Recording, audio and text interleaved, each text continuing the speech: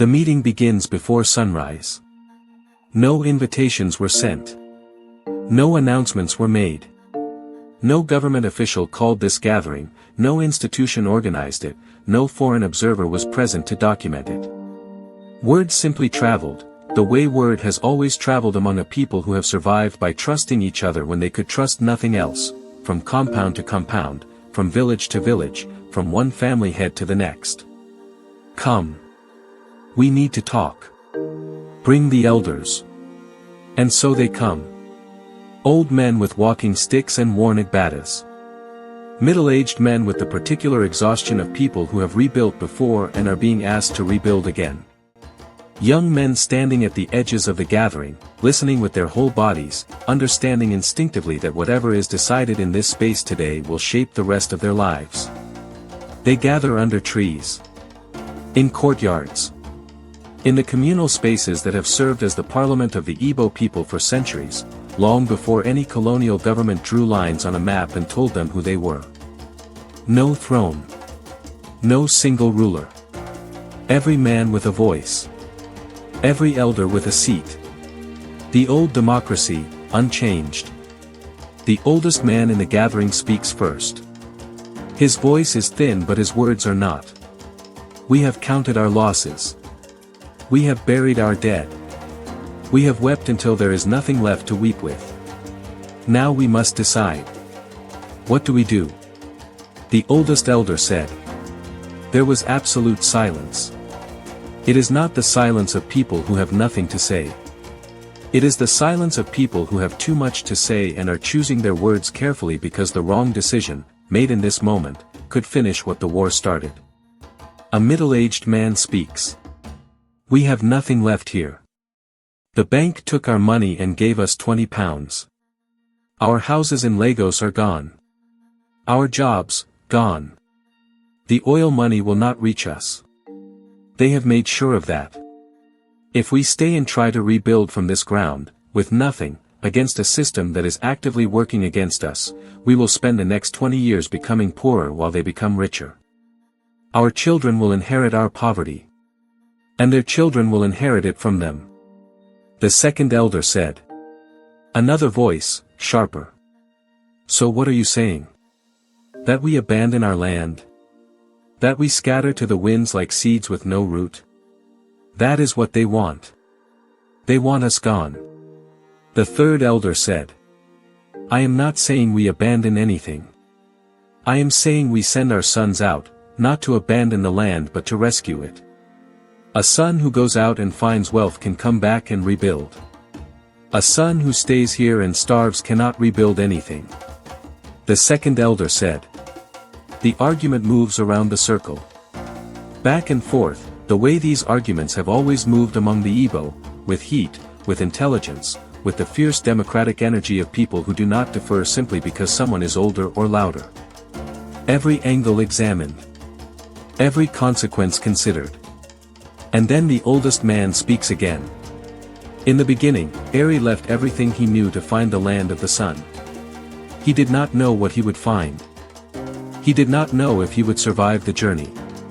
He went because staying was not the answer. And what he built, what we are, is the result of that departure. The oldest elder said. The circle goes quiet. Our sons must go. Every first son of this soil.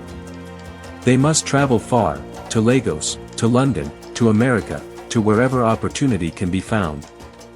They must find wealth. They must build alliances. They must learn the systems of the people who defeated us and use those systems against them. And they must come home. Every year, they come home. They report. They share what they have found. They bring the next brother along. And one by one, what was taken from us will be reclaimed. The oldest elder said. A young man at the edge of the gathering, barely 20 years old, his whole life still ahead of him, raises his voice for the first time. And if we go and the land changes while we are away? If we come back and we no longer recognize our own home, a young man asked. The oldest man looks at him for a long time. The land does not forget its sons. And a son who knows where he comes from, truly knows, in his bones, in his blood, that son does not forget his land. Go. Build. Come back. Rebuild. This is not abandonment. This is strategy. The oldest elder said. The vote, when it comes, is unanimous. Every first son of the soil will go. And so the leaving begins.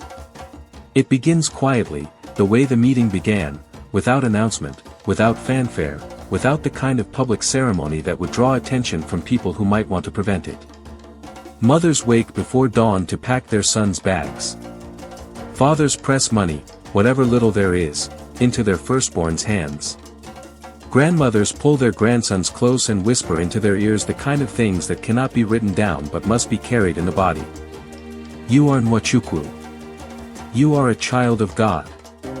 No matter where you go, London, America, wherever, you carry that with you. You do not forget it. You do not let them make you forget it. The young boy's mother said. I won't forget, Mama.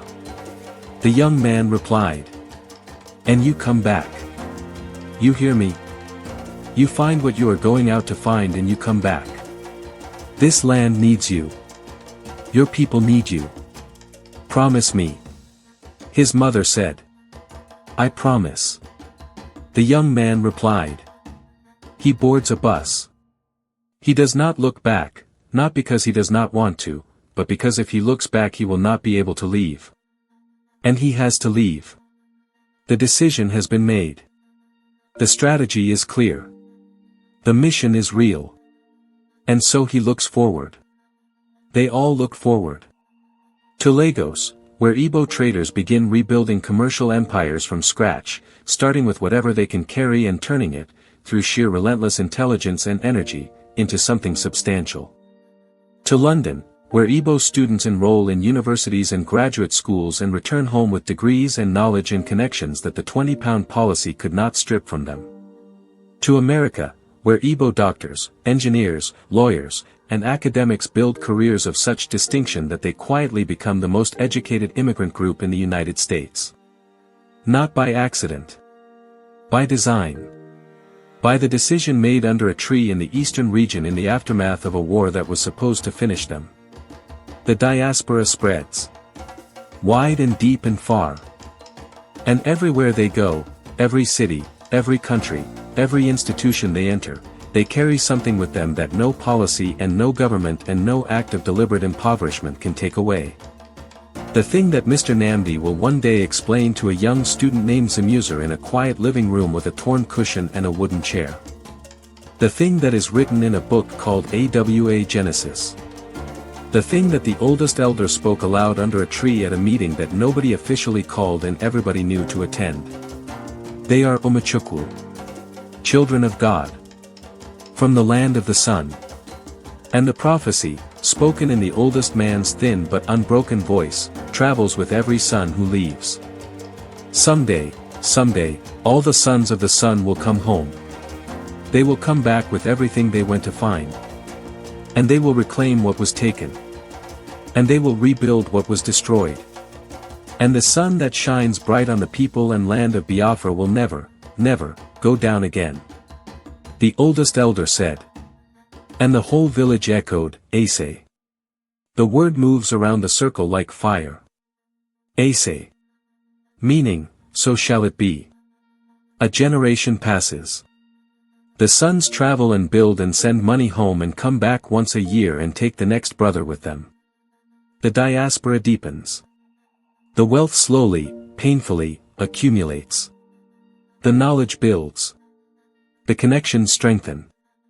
And in a hostel room in Bauchi State, a young man who does not yet know any of this is about to pick up a book that will change his life. His name is Zimuzor Anyanwu. He is the son of a first son of the soil. He carries the mission in his blood even though nobody has told him yet what the mission is. He is restless and brilliant and searching and angry in the way that young men are angry when they sense that something has been taken from them but cannot yet name what it is. He is about to find out. This is the world that made Zimuzor Anyanwu. Now, it is time to meet the man himself. Volume 1 is complete. 8 episodes. One of the most important and least told stories in modern African history. If this series has moved you, taught you, changed something in how you see the world, subscribe right now and turn on every notification so you are first in line when Volume 2 drops. Because Volume 2 is where it gets personal. Where the history becomes a heartbeat. Where one man decides that a prophecy spoken under a tree is not poetry, it is a plan. Drop a comment below. What has this series meant to you so far? What did you know? What shocked you? What are you carrying away from these 8 episodes? Share this video with everyone you know. Like it so the algorithm carries it further. This story deserves to be heard by millions. Volume 2 begins with episode 9. And we promise you, it is worth the wait. We will see you there.